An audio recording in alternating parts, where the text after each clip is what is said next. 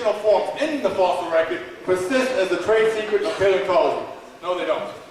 The evolutionary trees that adorn our textbooks have data only at the tips and nodes of their branches. The rest is inference, however reasonable, not the evidence of fossils. Stanley Gould. Familiar with him? Anybody? Probably one of the most famous American evolutionists. Would you agree? Yes. Second to like Richard Dawkins. Stephen Gould. Yeah, Stephen Gould. Sorry, my mistake. Thank you. He's not alive anymore. But look what he says here. Evolution is a erratic pace. This is an important point, and this is really what the fossil record shows. He says the history of most fossil species include two features. Stasis. You know what stasis means? Stasis means things stay the same. That's not evolution. Sudden appearance, or actually extinction too. Sudden appearance, abruptly apparent. I can give quote after quote, and they can probably give quotes on their own, but I can give quote after quote after quote from the evolutionists how we have the Cambrian period, and we have an explosion of almost all the phylum in a moment of time. And the quote would be something like, it's like they're all planted in, as a miracle, as special creation says. The quote, I give quotes that there's no evidence for the horse fossils or the whale fossils, or we have. The point is that we can give quote after quote after quote. If evolution is saying the evidence is not there, it's incredibly sketchy. It's not the kind of evidence that Darwin predicted when he wrote the book many years ago. How much time do we have? I'm done? All right.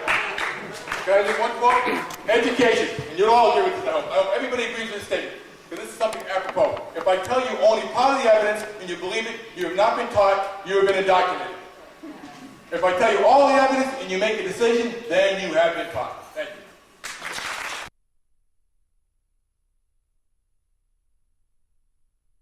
So why was there not less information? Seriously though, there's a lot more in those 40 minutes than we're going to be able to address in the 5 minutes that we've been allotted for a response here.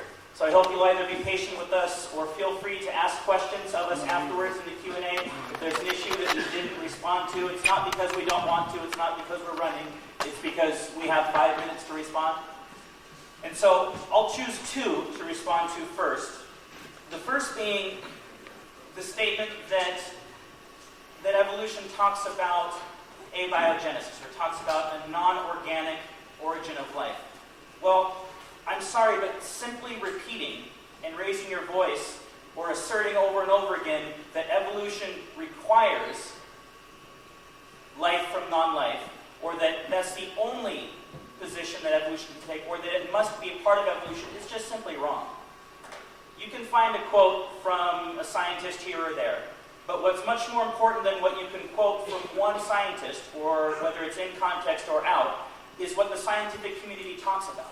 And if you go to the biological community today, if you talk to people who are studying it, to people who are teaching it, to people who are doing experiments and lab work in the field, they may have ideas and they may talk about how life may have come from non-life, but it is a completely separate issue from the issue of evolution.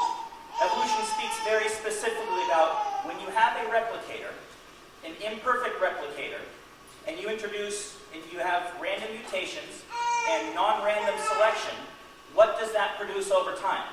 If we were to take single-cell life and seed it on Mars and leave it there uninterrupted for 2 billion years, what would we find coming back 2 billion years later?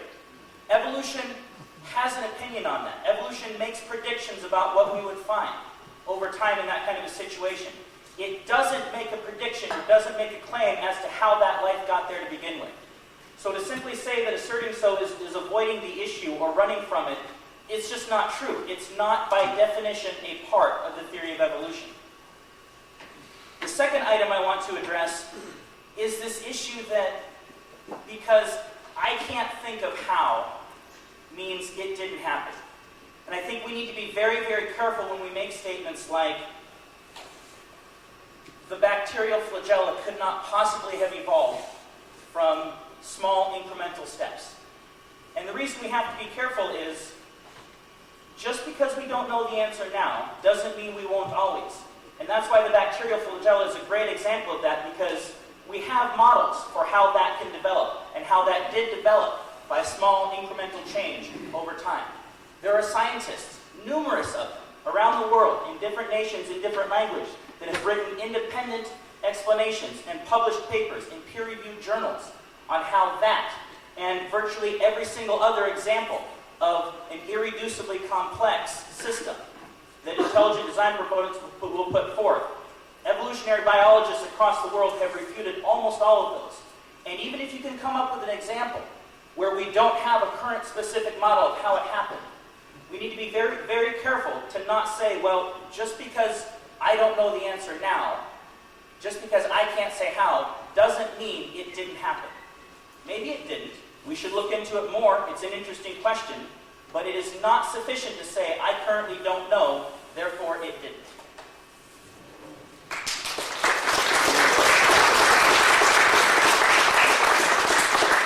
All right, and I just wanted to address a couple of specific things that he mentioned, that he asked us to address. They both did. The law of biogenesis is absolutely a scientific law. It says, basically, it specifically addresses the former theory that's called spontaneous generation. And it addresses things like, how does mold appear on bread? And where do leeches or maggots come from on meat? Complex organisms, maggots, mold, even bacteria, very complex organisms, arise from other organisms. That's absolutely true. The law of biogenesis does not in any way address the origins of life. It does not address the origins of simple organisms that no longer exist on this planet, by the way. Okay, I want to talk about that mousetrap. Can you get that mousetrap slide up? Because a mousetrap, 5 simple pieces. If you take any one of them out, you no longer have a mousetrap. That's absolutely true. However, a block of wood is a very useful tool, or is a very useful piece for a lot of different things. A spring has countless other uses. If you take the little clippy part off, I don't know what it's called, you have a great looking paper clip. And it may not be a mousetrap, but it does have purpose. Same with the bacterial flagellum. There is no single bacterial flagellum. We hear about the bacterial flagellum quite a bit. There are thousands, perhaps hundreds of thousands of different assemblies of bacterial flagellum in the world, in all different species of bacteria. Every one of them is different. Every one of them has different arrangements of those proteins. If you remove some of those proteins, a lot of times you still have a bacterial flagellum. It's not irreducibly complex. If you remove certain other proteins, you have what's called a type 3 secretory complex. It has a completely different purpose that bacteria use. So it's not a bacterial flagellum anymore, but you can see that it is still useful. And one example, what was the question here? One example of a beneficial mutation. I wish I had slides for this. This is great. The compound we call nylon is a synthetic plastic that humans invented around 1935. It did not exist before then. Organisms that could use nylon, could live in nylon, could digest nylon, would also not have any purpose to exist before 1935. However, those organisms do exist today. There are bacteria that are actually capable of digesting nylon. Now, you can say, well, maybe they're capable of digesting nylon before, and it just didn't exist, and now it does. But that's actually not the case, because what they did digest was basically a starch, basically. And the starch digestion system mutated to produce a nylon digestion system that allowed that bacterium to basically fulfill a new niche. So now we have basically a new organism where one didn't exist before that has evolved in human memory based on a new beneficial mutation. And that is our time.